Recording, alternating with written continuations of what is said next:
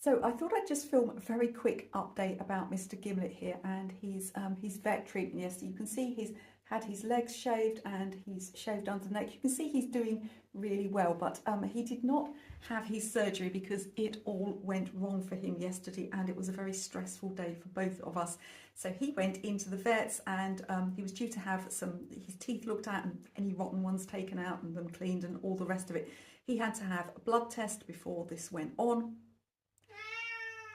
He's just going to bother. He wants his food. He wants his food. And then he was due to proceed with the surgery. If the blood test was okay, well, it didn't even get as far as the blood test. He is a very, let's say he easily chooses violence. He can be soft and fluffy, but he's not going to let people interfere with him. He's tapping on my foot at the moment because he wants his dinner. And he wasn't very cooperative when it came to the blood test. So what they decided to do was to give him his pre-meds, the little the things that they give him to make him sleepy before he has the general anaesthetic, and that's when it all went very wrong for Mr. Gimlet here.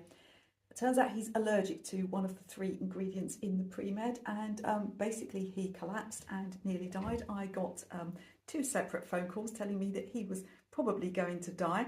The first time he'd collapsed, they couldn't get him to come back. They were injecting him with, I guess, sort of a reversal drug to reverse the drug that the cats are normally allergic to out of these 3 drugs.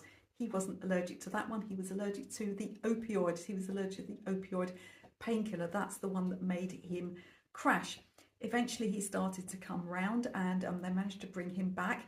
I was actually asked if I wanted to have him euthanized. Sorry, he's on my table here, just batting things around.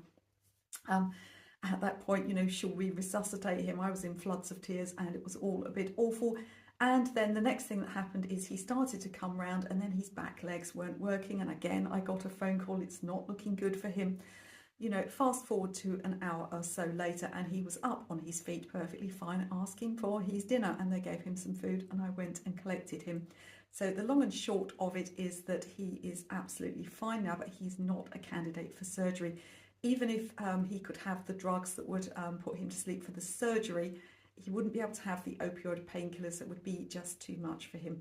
Now, he is 16 years old and I'm aware that he won't be with me for, very many years or months longer.